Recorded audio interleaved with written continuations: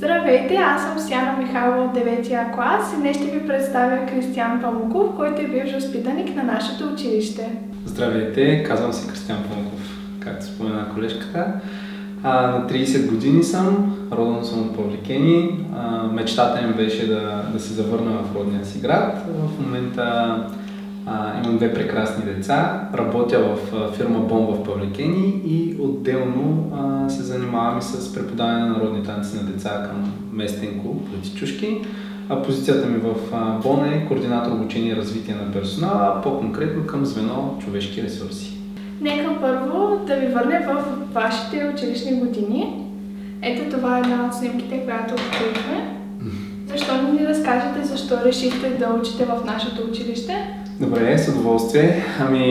Реално, когато ние бяхме там в 7-8 клас, периода, в който сменяш училищата, защото аз съм учил първо в Климент Охридски, тогава тъкмо идваше модата, в която всички започваха да искат да учат в Търново, в Ловеч, в по-големите градове, но тогава все още не беше така, как да кажа, всеобщо прието, защото първо родителите се притесняха, второ бяха едни времена, в които нямаха много възможности, на малко деца родителите имаха възможности да ги пуснат да учат в големите градове и аз бях в тази категория от децата, в които моите родители нямаха чак такава възможност и набързо обсъдихме с майка ми, и решихме, че няма как да уча в Търново, затова си продължих в града.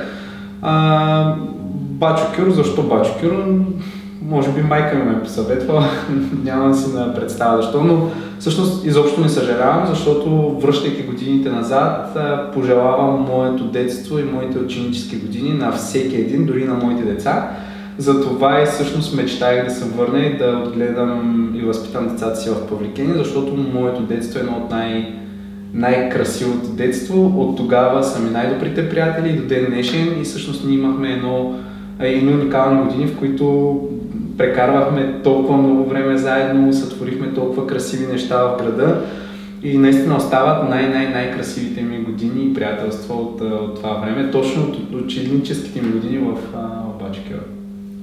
Как продължихте образованието си след 12 клас? Също интересна история, защото аз много исках да уча в музикално танцово изобразително изкуство Пловдив. Това е Академията за музикално танцово изобразително изкуство.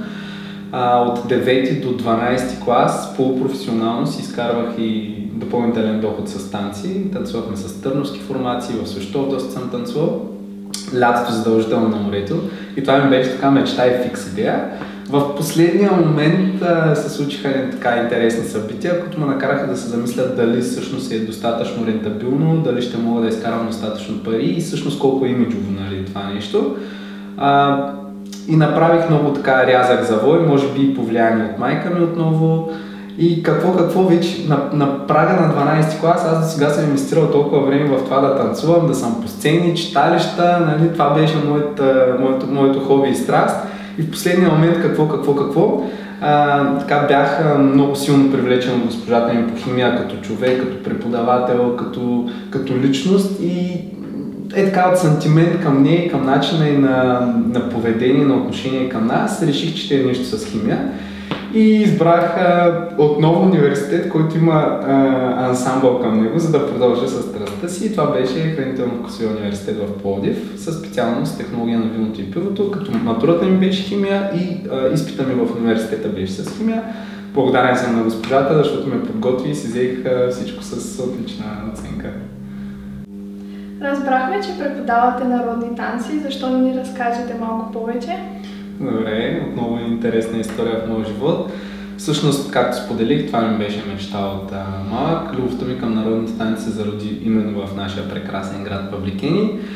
Старта ми така досега ми до народните танци е в клуб по народни хора Лютичушки, в който съм от самото създаване, в самото начало, с тогавашни и досегашни преподаватели Никола Личев и Анелия Данчева. Така, огромната ми страст към фолклора си стои до ден днешен и след като те ме извикаха да продължа да работя с тях и с децата, към този момент активно се занимавам с двете детски групи към клуба, като едната група е от първи до трети клас, другата група е за по-големи, там вече са 10 до 15 години, даже 16 години имаме едно детенце. И така, активно разучаваме различни хора, танци в различни области. Всъщност и любовта ми към фолклора, тя си остана от самото ми детство и от това, че сме танцували тук в Павликени, учейки паралелно в Пловдив. Тогава с моята приятелка, все още не ми беше съпруга, започнахме активно да се занимаваме с преподаване на танци и деца в околията на Пловдив и селата, различни школи към читалища и сме така работили с наистина много деца. 100-180 деца сме стигали на моменти в различни групи, различни възрастови групи. И това така винаги ни е било важен мотив и главен мотив и цел в живота да работим с деца и да възпитаваме в фолклор любов към родината и към историята и традициите. Дори и сватбата ни беше такава фолклорна, облякохме 200 човека в народни носи, беше набоженци, постарахме се да е максимално автентично и да спазим доста стари и позабравени традиции. Отново с цел, да бъдем пример за децата, които ръководим. Разкажете ни повече за професията, която упражнявате. Добре. Както споменах, в момента съм в една от водещите местни фирми БОН и съм в звено човешки ресурси. Как всъщност попаднах в звено човешки ресурси? Преди да кандидатствам в БОН, бях 5 години част от борда на директорите на Декатлон България. Отворих 8-я магазин на Декатлон в страната, Декатлон Плевен.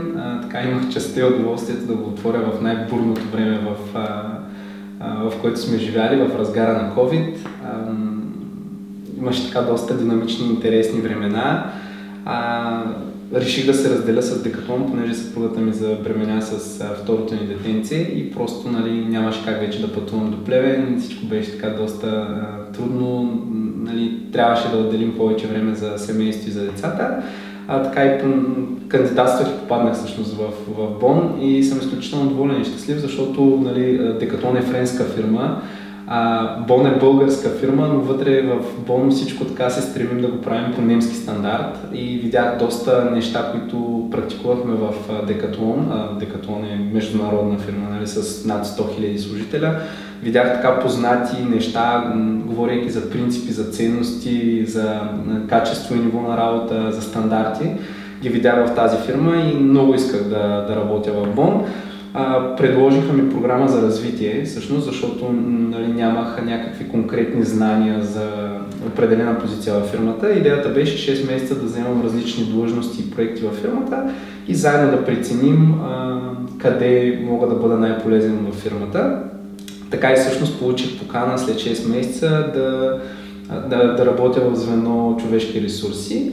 Като малко по-късно решихме да развия една така сфера в човешките ресурси, която към този момент все още така беше обща, разпределена между всички служители и по-конкретно обучението и развитието, като от януари месец 2023 всъщност съм координатор обучение и развитие на персонала. Занимавам се, разписахме една дълга и обширна процедура за това как се случват нещата, свързани с обучение и развитие на персонала в фирмата, как е правилно да се случват, как се изготвя бюджета, как се използва този бюджет, как се проследяват, как първо се намира нуждата от обучение, как се намират конкретните обучения и то на конкретното ниво, което ни интересува. Как се кандидатства и се участва всъщност в тези обучения, проследява се после и ефекта от тези обучения, какъв е приноса на обучения вече персонал за фирмата и така за показателите на фирмата. Като това е едно много сериозно перо в човешки ресурси, обучение и развитие на персонала.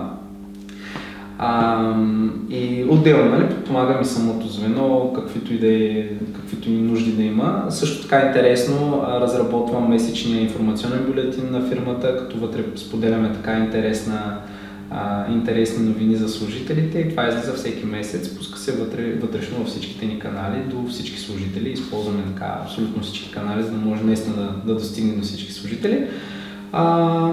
И да, общо взето с това са свързани. Нещо, което пропуснах, също така е интеграцията на нови служители, понеже при нас това е така доста интересен процес, особено що касае административните позиции. Доста дълъг процес на интервюта, на срещи с хората, различни тестове. Нали, идеята е да инвестираме много време предварително, за да изберем правилния кандидат, защото после е самия процес на онбординг, нали, на внедряване на човека във фирмата.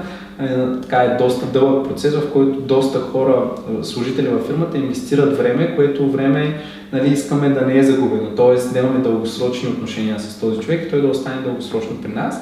Като аз се занимавам точно с това, изготвяне на персонална програма за всеки един служител, който започва и проследяването и до приключването и всъщност на 6 месеца, когато той вече бива официално валидиран във фирмата на позицията, която е, или преназначен. Има случаи такива, кандидатства за една позиция, но по време на въвеждането му преценяваме, нали, неговия ръководител преценява, че той е по-подходящ, да кажем, за друга позиция.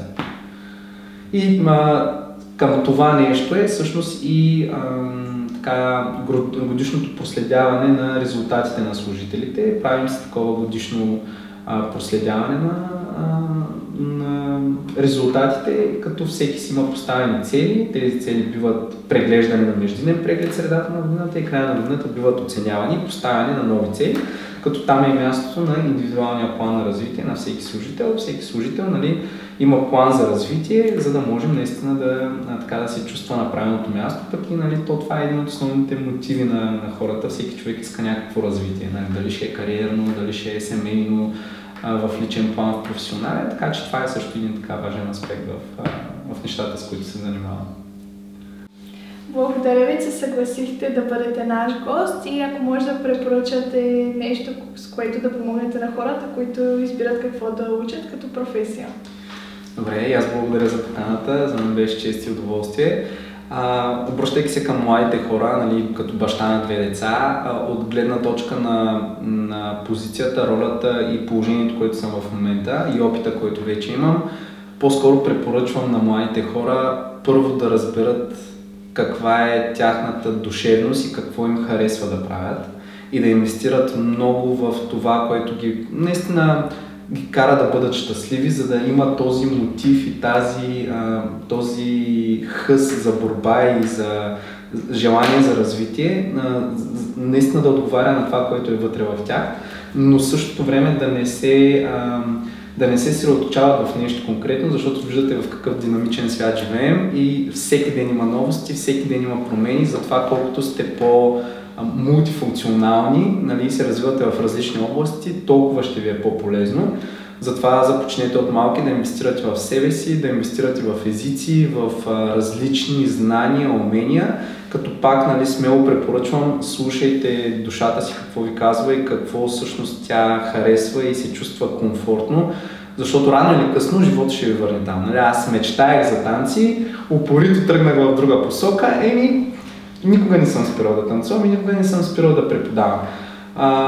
Така че ето и друг пример в фирмата, в която сега работя, нали, започнахме да пробваме различни неща и в крайна сметка ме поканиха там, където съм силен. Нали. Очевидно работата с хора, обучението, развитието, комуникацията с хора. Така че, нали, слушайте смело сърцето си, не се притеснявайте да импровизирате и да пробвате различни неща, но не се ограничавайте в едно единствено нещо. Разбирам, ако имате така, сте благословени с това да бъдете лекари или адвокати, имате силен порив за нещо, развийте се, е хубаво да сте тясно профилирани там, но, нали, това е наистина така дадено от Бог и малко са хората, които го усещат и знаят от малки, че окей, аз ще стана най-добрия доктор, имам желание за това нещо, но повечето хора така се лутаме, търсим различни неща. Затова слушайте какво ви казва душата и сърцето и се развивайте в различни посоки.